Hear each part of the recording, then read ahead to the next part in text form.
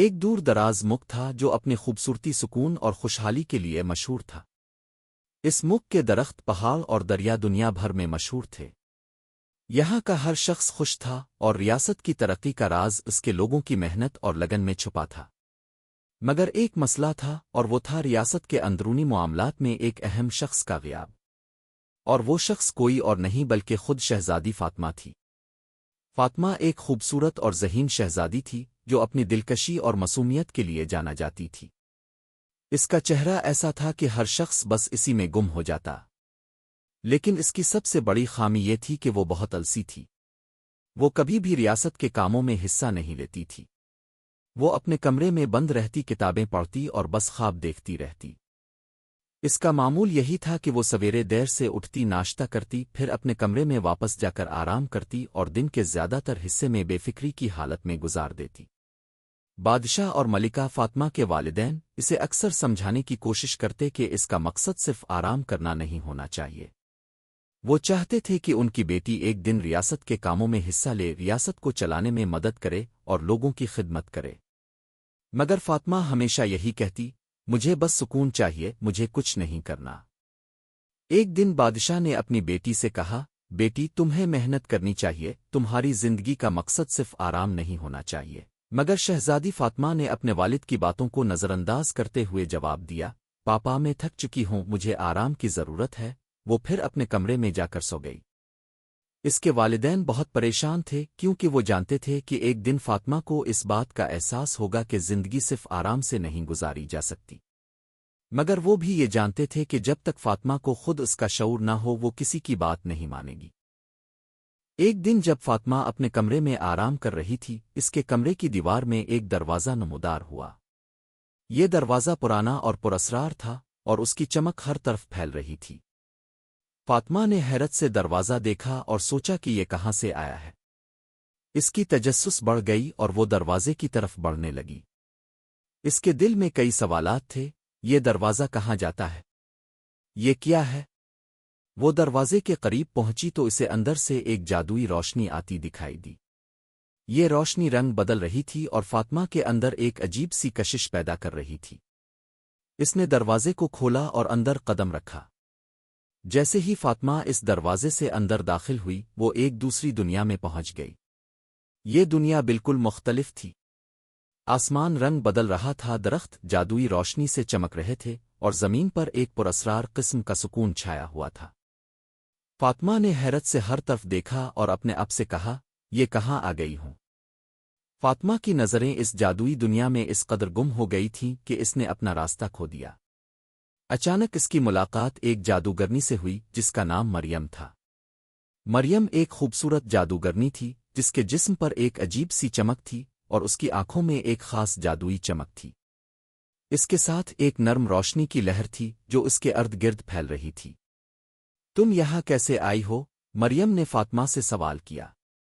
میں بس اس دروازے سے آئی ہوں، مجھے نہیں پتا تھا کہ یہ کہاں لے آتا ہے، فاطمہ نے الجھے ہوئے لہجے میں جواب دیا۔ مریم نے مسکرا کر کہا، یہ دروازہ ایک جادوئی دنیا کی طرف کھلتا ہے۔ تمہاری یہاں موجودگی کا مقصد صرف آرام نہیں ہے، بلکہ تمہیں یہاں اپنی حقیقت اور اپنی طاقت کو سمجھنا ہے۔ فاطمہ نے متعجب ہو کر پوچھا، میری حقیقت؟ میری طاقت؟ میں تو ہمیشہ آرام کرتی رہی ہوں، مجھے ایسا کچھ نہیں سیکھنا۔ مریم نے نرم لہجے میں کہا، تمہاری ساری طاقت تمہارے اندر چھپی ہوئی ہے، مگر تم نے اسے کبھی دریافت نہیں کیا۔ تمہیں محنت اور عزم کی طاقت کو سمجھنا ہوگا، تبھی تم اپنی حقیقت کو پہچان پاؤ گی۔ فاطمہ نے ایک لمحے کے لیے سوچا، پھر کہا، مگر مجھے تو کچھ نہیں کرنا۔ مریم مسکرائی اور کہا، آرام کرنا زندگی کا مقصد نہیں ہوتا فاطمہ۔ تمہیں محنت کی طاقت کو سمجھنا ہوگا، تب جا کر تم زندگی کی حقیقت کو جان پاؤ گی۔ مریم نے فاطمہ کو جادوئی دنیا میں ایک چیلنج دیا تھا جس میں اسے نہ صرف جادوئی زمین پر درخت لگانے تھے بلکہ دریا کے پانی کو صاف کرنے کا کام بھی کرنا تھا اور اس کے ساتھ ہی جادوئی پھولوں کا ایک باغ بھی بنانا تھا۔ یہ چیلنج فاطمہ کے لیے ایک نیا تجربہ تھا کیونکہ اس کے ذہن میں محنت اور کام کرنے کا کوئی تصور نہیں تھا۔ وہ ہمیشہ آرام کرتی آئی تھی اور اس نے کبھی یہ نہیں سوچا تھا کہ محنت کرنا ایک ضروری عمل ہے جو انسان کو اس کی حقیقی صلاحیتوں تک پہنچا سکتا ہے۔ مریم نے فاطمہ کو بتایا کہ ان تمام کاموں کے ذریعے وہ نہ صرف جادوئی دنیا کو دوبارہ زندہ کرے گی بلکہ اسے محنت اور لگن کی اہمیت کا بھی بخوبی اندازہ ہوگا۔ فاطمہ نے ابتدا میں اس چیلنج کو سن کر سوچا کہ یہ کام نہ صرف مشکل ہوں گے بلکہ شاید وہ انہیں پورا بھی نہ کر پائے۔ اس کے دل میں بہت سے سوالات تھے، کیا میں یہ سب کر سکوں گی؟ کیا میں اتنی محنت کر سکتی ہوں؟ تاہم اس نے مریم کی باتوں کو سنجیدگی سے لیا اور اس چیلنج کو قبول کرنے کا فیصلہ کیا۔ یہ فیصلہ اس کے لیے ایک بڑا قدم تھا کیونکہ اس نے پہلی بار اپنی زندگی میں محنت کرنے کا ارادہ کیا تھا۔ شروع میں فاطمہ کو یہ سب کام بہت مشکل لگے کیونکہ وہ ہمیشہ ایک آرام دہ زندگی گزارتی آئی تھی جہاں ہر چیز آسانی سے مل جاتی تھی اور کوئی محنت نہیں کرنا پڑتی تھی۔ لیکن جیسے ہی اس نے کام کرنا شروع کیا اسے خود سے ایک نیا تعلق محسوس ہونے لگا۔ درخت لگانے کی مشق نے اسے زمین سے جوڑا، پانی صاف کرنے نے اس کے اندر صفائی اور نظم و ضبط کی اہمیت کو اجاگر کیا، اور جادوئی پھولوں کا باغ بنانے سے اس نے تخلیقی صلاحیتوں کو بروئے کار لایا۔ اس کے اندر ایک نیا جوش اور لگن پیدا ہونے لگا اور وہ یہ سمجھنے لگی کہ ہر کام کے پیچھے محنت چھپی ہوتی ہے اور اس محنت میں ایک سکون اور خوشی ملتی ہے جو انسان کو ایک نئی توانائی دیتی ہے۔ اس نے جادوئی درختوں کی مدد سے نہ صرف خوبصورت پھول اگائے بلکہ ان پھولوں کو ایک باغ میں ترتیب سے لگایا جو ایک زندہ مثال تھا کہ محنت کے ذریعے کمال حاصل کیا جا سکتا ہے۔ جب وہ چمکدار دریا کے پانی کو صاف کر رہی تھی اس نے محسوس کیا کہ جیسے اس کے اندر سے کوئی نیا جذبہ اور توانائی جنم لے رہی ہو۔ یہ کام کرنے کی خوشی اور سکون اس کے اندر اس قدر بڑھ گیا کہ وہ ہر دن نئے جوش کے ساتھ کام کرنے لگتی۔ اس کی زندگی میں پہلی بار اسے سکون اور خوشی کا حقیقی احساس ہوا جو اس نے پہلے کبھی نہیں محسوس کیا تھا۔ فاطمہ نے یہ سیکھا کہ محنت کرنا نہ صرف آپ کے اندر طاقت پیدا کرتا ہے بلکہ وہ آپ کو کامیابی کی منزل تک پہنچاتا ہے۔ جتنا زیادہ آپ محنت کرتے ہیں اتنا ہی زیادہ سکون اور اطمینان آپ کو ملتا ہے۔ اس جادوئی دنیا میں اس کے محنت کرنے سے نہ صرف اس کی زندگی بدلی بلکہ اس نے حقیقت میں یہ جانا کہ محنت اور لگن سے انسان اپنی تقدیر بدل سکتا ہے، اور یہ سب کچھ محض ایک خواب نہیں تھا بلکہ حقیقت میں تبدیل ہونے کے لیے صرف محنت کی ضرورت تھی۔ فاطمہ کی محنت کے نتیجے میں جادو کی دنیا بدلنے لگی۔ اس نے اپنی محنت سے یہ ثابت کیا کہ اس کے اندر عظمت چھپی ہوئی ہے، بس اسے دریافت کرنے کی ضرورت تھی۔ وہ اب ایک بدلتی ہوئی شہزادی بن چکی تھی جو جادوئی دنیا میں محنت، عزم اور جوش کے ساتھ کام کر رہی تھی۔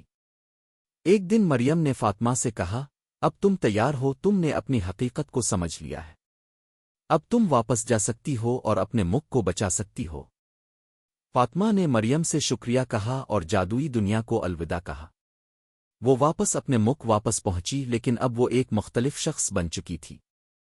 اس نے اپنی السی کو چھوڑا، محنت کی اہمیت کو سمجھا اور اپنے ملک کے لوگوں کی خدمت کرنے کا عہد کیا۔ فاطمہ کی واپسی کے بعد اس کی زندگی میں ایک مکمل تبدیلی آئی۔ پہلے جو شہزادی صرف آرام کرنے کی عادی تھی اب وہ ایک محنتی، عزم و لگن سے بھرپور رہنما بن چکی تھی۔ وہ نہ صرف ریاست کے انتظامی امور میں سرگرم ہوئی بلکہ لوگوں کی مشکلات حل کرنے اور ان کی زندگیوں میں بہتری لانے کے لیے بھی کام کرنے لگی۔ اس نے اپنے والدین کے ساتھ مل کر ریاست کے مسائل پر غور کرنا شروع کیا اور عوامی فلاح کے مختلف منصوبوں پر کام کرنے کی کوشش کی۔ وہ سمجھنے لگی کہ کسی بھی ریاست کی ترقی کا دار و مدار صرف حکمرانوں کی حکمت عملی پر نہیں بلکہ عوام کی فلاح اور ان کی ضروریات کو پورا کرنے پر بھی ہے۔ اس نے لوگوں کے درمیان محنت، عزم اور لگن کی اہمیت کو اجاگر کیا اور انہیں بتایا کہ صرف خواب دیکھنے سے کچھ حاصل نہیں ہوتا بلکہ ان خوابوں کو حقیقت میں بدلنے کے لیے محنت اور سچی لگن کی ضرورت ہے۔ فاطمہ نے اپنی مثال سے ثابت کیا کہ کوئی بھی مقصد تب ہی حاصل کیا جا سکتا ہے جب آپ اپنی صلاحیتوں کا بھرپور استعمال کریں اور کبھی بھی محنت سے پیچھے نہ ہٹیں۔ اس کی محنت اور عزم نے پورے ملک میں ایک نئی روح پیدا کی۔ لوگوں نے اسے ایک طاقتور رہنما کے طور پر تسلیم کیا اور اس کی بہادری، محنت اور لگن کی کہانیاں سننا شروع کیں۔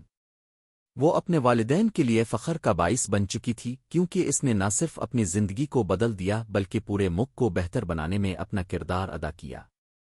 اس کی کہانی ایک حوصلے کی علامت بن گئی اور یہ ثابت کیا کہ اگر انسان اپنی تمام تر توانائی محنت اور سچی لگن میں لگائے تو کوئی بھی خواب حقیقت بن سکتا ہے۔